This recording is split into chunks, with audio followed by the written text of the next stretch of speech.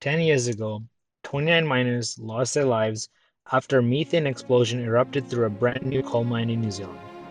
Although the structure of the mine remained physically intact, all communication in and out of the mine was wiped out. All the electronics had been destroyed. The 29 men had 30 minutes to survive, and although the search and rescue team arrived there on time, they had no way of judging the conditions underground, and therefore, at the risk of losing more lives, there was no rescue attempt made. In the following months, to aid rescue efforts, 4 robots were sent in, 2 from the New Zealand Army and 2 from Australian Water Company. All these robots failed. As a team, we analyzed the shortcomings of these solutions used back in 2010 and any solutions that have been developed since then. The major areas of development we recognized were the following. First, the robots used previously are fairly large and bulky. This means slower speeds and less flexibility in motion. 2. The robots from the 2010 disaster communicated through a tethered connection, which meant special consideration when navigating to protect the wires. Whereas nowadays, thanks to competitions like DARPA Sub-T, the focus is on autonomous navigation, which means that large amounts of R&D capital is required to develop and test algorithms. Third, robots sent into the mine and also in the DARPA Sub-T challenge both lack the science equipment necessary for rescue teams to coordinate search efforts.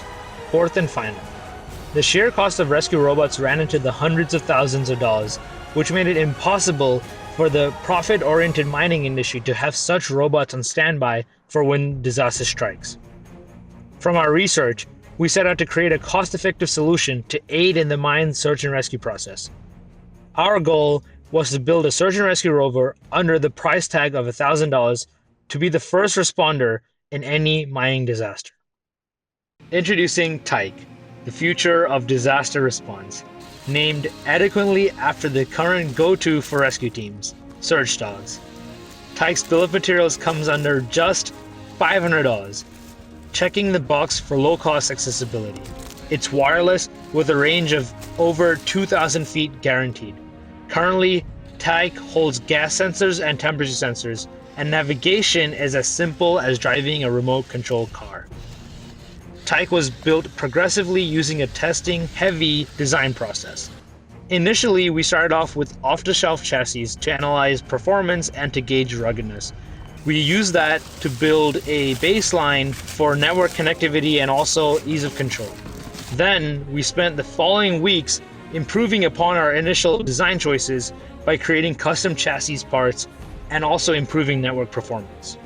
Let's explore the design of TYKE by deep diving into each subsystem. TYKE's mobility and control are made possible through 4 independent motors that drive 4 independent treads each. This enables the operator to run 4-wheel drive control whenever needed. The treads have increased grip along with optional sprocket protectors, and the chassis has been ruggedized by the addition of 16-gauge sheet metal to protect the motors and all electronics inside. TYKE's operation is solely possible thanks to a robust wireless network on board. TYKE runs on a 2.4 GHz ad hoc mesh network, meaning that communication to and from TYKE can take place on a network that exists in the mine or through the breadcrumb nodes that TYKE can drop along the way.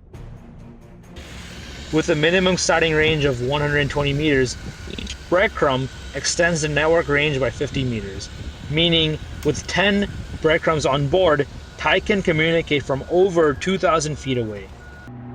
The low latency network connection provides an average speed of 7 megabits per second, allowing the transmission of a real-time camera feed.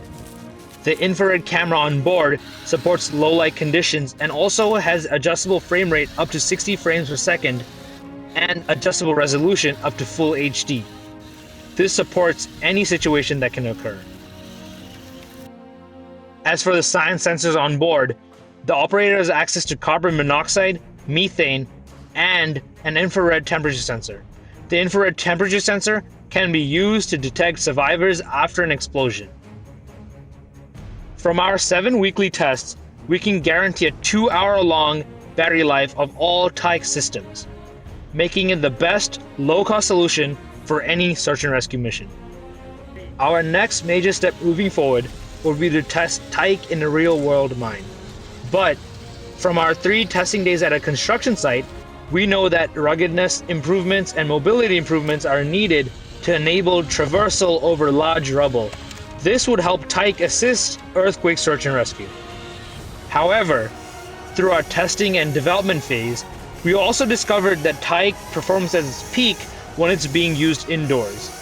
This opens the door for TYKE being used for indoor search and rescue missions such as gas leaks or emergency building inspections. Our team underground is extremely proud of what we've been able to achieve over the past 12 weeks. And we would like to thank our advisors and sponsors. All of this would not be possible without them. Thank you.